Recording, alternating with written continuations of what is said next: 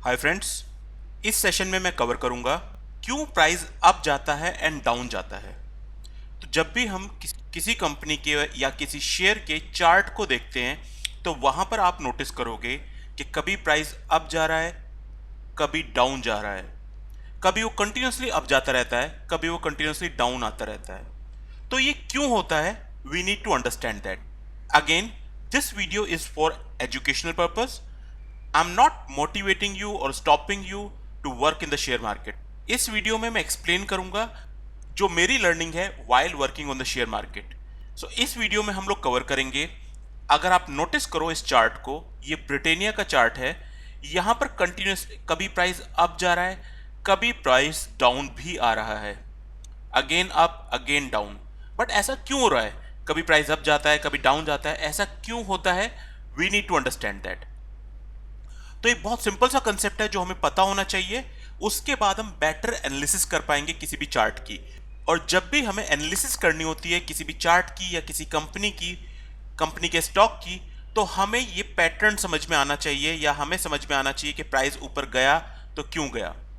ये हम बहुत सिंपल कंसेप्ट से समझ सकते हैं। मैं एक simple real time example cover करता हूं। आपके पास एक हाउस है and you want to sell it. आप उसे बेचना चाहते हो। तो आप ऑनर हो, आप सेलर हो, आपके पास ये हाउस है and you want to sell it. अभी मार्केट में आपके पास केवल दो बायर हैं। अभी आप नोटिस करोगे कि उन्होंने कुछ प्राइस बोला। Let's take an example. पहले बायर ने बोला कि मैं इस हाउस को 1 लाख रुपीज में खरीदूंगा। It's just a random number I am taking कि ये बायर 1 इस हाउस को 1 लाख रुपीज में खरीदना चाहता है। तो बायर 2 जब आएगा तो वो इसके प्राइस, और उसे भी खरीदना है, तो वो इसकी प्राइस थोड़ा बढ़ा के बता सकता है या थोड़ा कम करके बता सकता है। Like he want to purchase in 1,05,000 और मे बी 95,000, थोड़ा बहुत ऊपर नीचे बताएगा। बट अगर हमारे बायर्स बहुत सारे हों, तो अगर आप नोटिस करो तो अब एक हाउस है, बहुत अच्छा हाउस है, बहुत सारे लोग उसे परचेज करना चाहते हैं। तो आप नोटिस करोगे कि यहां बायर ज्यादा हैं, आप इकलौते सेलर हो या कम सेलर हैं, तो अल्टीमेटली इस चीज के प्राइस बढ़ जाएंगे। तो अगर बायर ज्यादा हैं तो किसी भी चीज के प्राइस इंक्रीज हो जाने चाहिए। You can simply take this example कि यहां पर एक ही हाउस है जो बिकने के लिए है, बहुत सारे लोग खरीदने के लिए हैं, तो वो प्राइस उसका ऊपर चला जाएगा। इन द सेम वे, अब मैं एग्जांपल लेता हूं कि यहां पर 4 बैक टू बैक हाउसेस हैं, मतलब 4 सेलर हैं, लेकिन बायर केवल 2 हैं।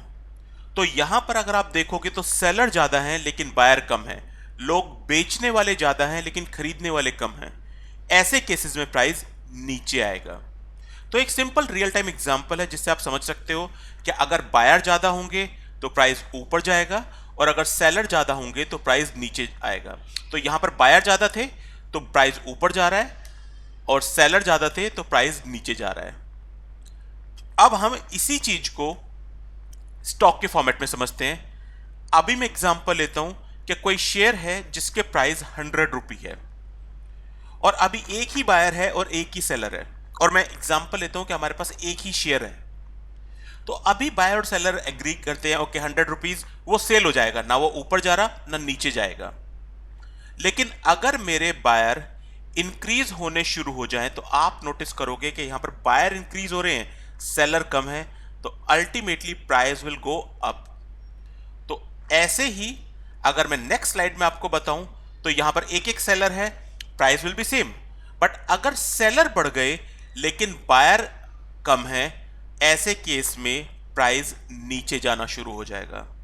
अब हम समझ सकते हैं अपने उस चार्ट को। अगर आप यहां पर देखोगे और मैं इसको समझाने की कोशिश करूं, तो इस पॉइंट पे यहां पर अगर देखें हम पे, और यहां पर प्राइस सडनली ऊपर गया, इसका मतलब क्या है?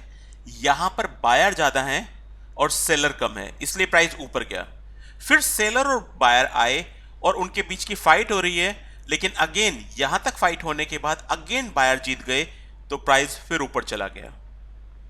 अगर आप इस स्ट्रक्चर को देखोगे तो प्राइस ऊपर जा रहा था, लेकिन इस पॉइंट पे बहुत सारे सेलर्स हैं, तो उन्होंने, और यहां पर सेलर मैं कह सकता हूं बायर से ज्यादा हो गए हैं, तो अल्टीमेटली प्राइस नीचे आया।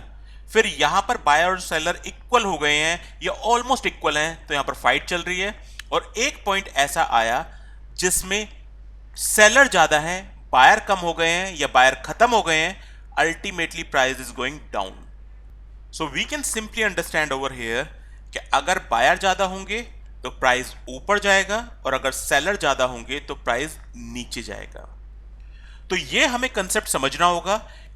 इस कंसेप्ट के थ्रू हम इजीली आगे के लेक्चर समझ पाएंगे कि क्यों प्राइस अप जा रहा है और क्यों डाउन आ रहा है। और यहां पर हम लोग पूरा प्राइस एक्शन समझने वाले हैं, कैसे आइडेंटिफाई करें कि कब प्राइस ऊपर जाना चाहिए या कब नीचे आना चाहिए, क्योंकि हम अपने चार्ट पे बायर और सेलर तो देख नहीं पाते। तो अगर आप इस चार्ट को नोटिस करो, यहां पर हमें यह दिख रहा है कि प्राइस ऊपर जा रहा है या नीचे आ रहा है, बट हमें पता ही नहीं है कि यहां पर बायर हैं और हमें यह भी नहीं पता कि यहां पर सेलर हैं। तो वो कैसे आइडेंटिफाई करेंगे, उसके लिए हमें एनालिसिस करनी पड़ती है, उसे टेक्निकल एनालिसिस बोलते हैं, जो हम आगे के वीडियोस में सीखेंगे। That's all we have for this session. Thanks for watching this video.